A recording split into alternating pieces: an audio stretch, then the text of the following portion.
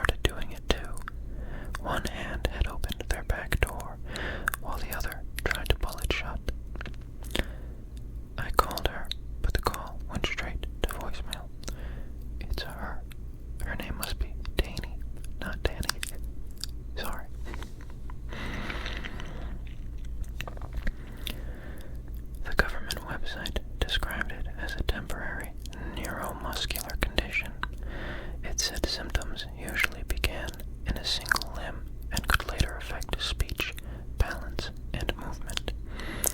Those affected might experience brief periods in which they were unable to control part of their body, but loss of consciousness was uncommon.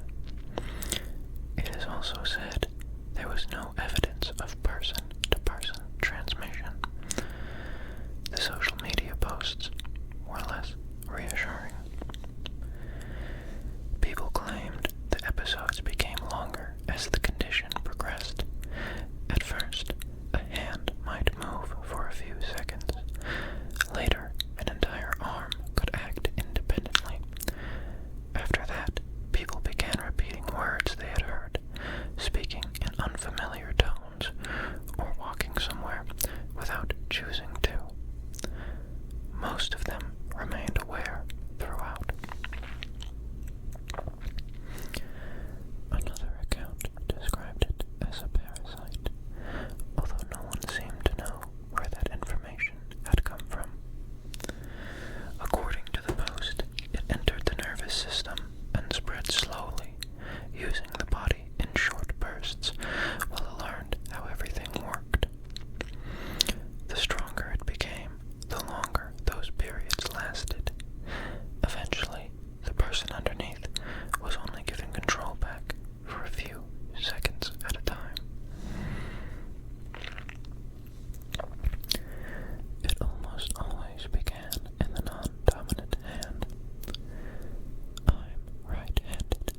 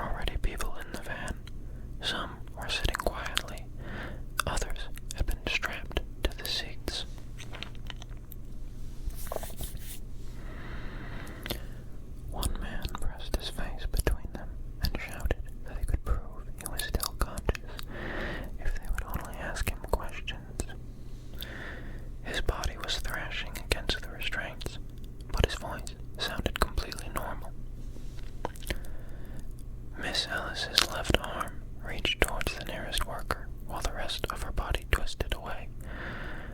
"I'm not doing that," she shouted. "Please, I'm not doing that." The doors shut behind her. I heard a knock on my door, and I jumped away from the window. "Open the door," Dad said. His voice sounded normal. "We need to talk." I moved closer, but I left the door locked. "Are you all right?" "Of course I am." From somewhere behind him, Mom repeated, "Of course I am."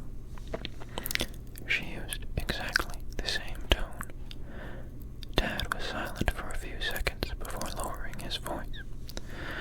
"They're checking houses. We should tell them about your mother." "What about Mom?" There was a pause. Then Mom said, "What about Mom?" I could hear the teaspoon scraping against the empty mug again. I told Dad that he was acting strangely too.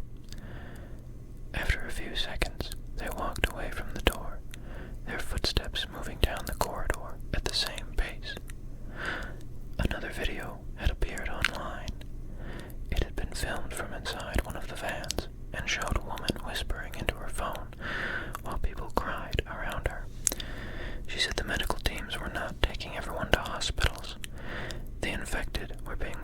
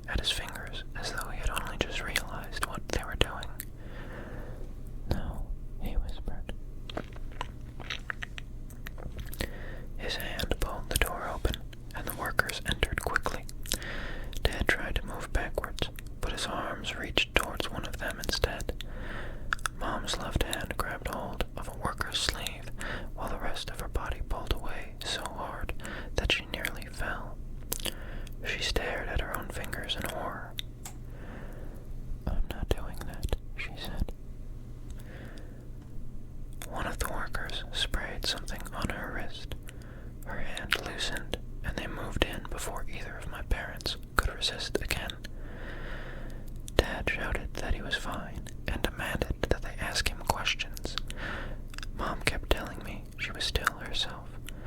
Halfway through the sentence, her voice changed.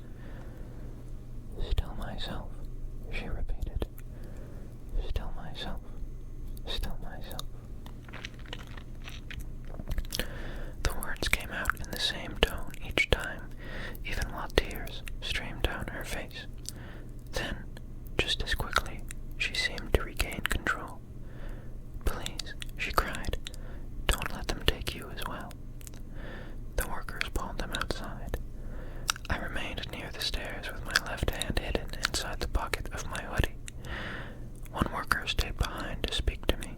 She wore a clear face shield, and I could only see her eyes properly. "Is there anyone else in the property?" she asked. I told her no. "Have you experienced any symptoms?" My hand was completely still inside my pocket. "No." "Any numbness or involuntary movement?" "No." "Difficulty speaking or repeating things without meaning to?" "No." She watched me for a few seconds before asking me to show her both hands. My right hand came out first, then I slowly removed the left. I expected it to reach towards her. I expected the fingers to twist or jerk, or for the hand to expose me in some obvious way. Instead, it hung loosely at my side. She asked me to turn my hands over, spread my fingers, and touch each fingertip to my thumb. Both hands obeyed perfectly. The worker's shoulders relaxed. She checked my pupils and asked me more questions. I answered all of them without hesitating. Outside, my parents were being loaded into the van. Mom saw me through the open doorway and shouted that I shouldn't let them take me. Her arm struck the side of the vehicle while she tried to pull it away. The worker told me I appeared unaffected. "You'll need to remain inside for now," she said. "Residents without symptoms may be relocated later today while the area is cleared." I asked where we would be taken. "A temporary safe center." I opened my mouth to tell her the truth then, but my left hand pressed its nails into my palm before the words could leave my throat. After the worker left, I locked the door behind her and stood alone in the hallway.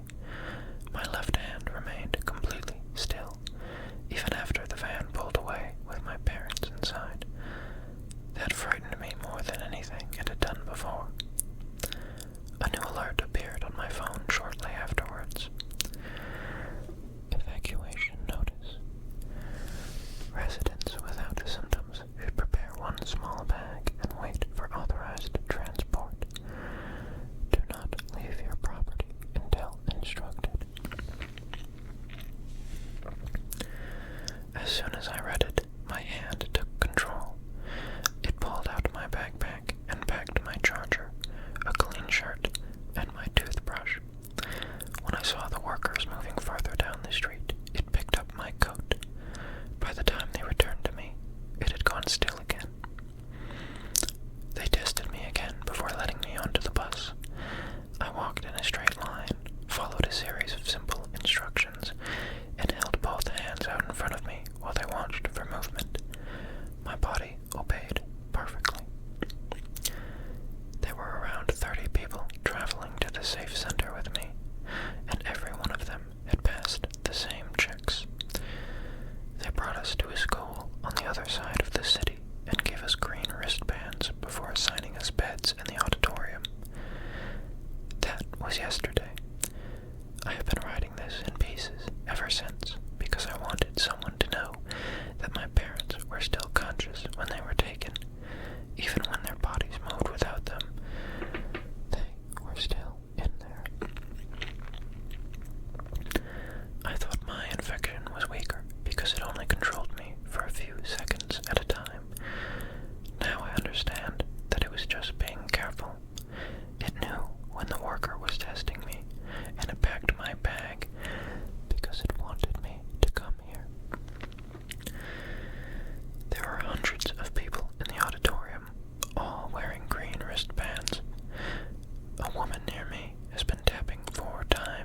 her bed frame, pausing, then doing it again. The man beside her has started copying her, and now I can hear the same tapping from the other side of the room. Whenever a worker passes, it stops.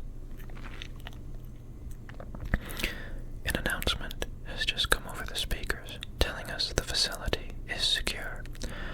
A woman near the doors repeated it in exactly the same voice. Then a man near the back did the same. More people are sitting up now, all turning towards the doors. My left hand has stopped trying to close this page. It is resting calmly beside the keyboard now. I thought it hid because it was afraid,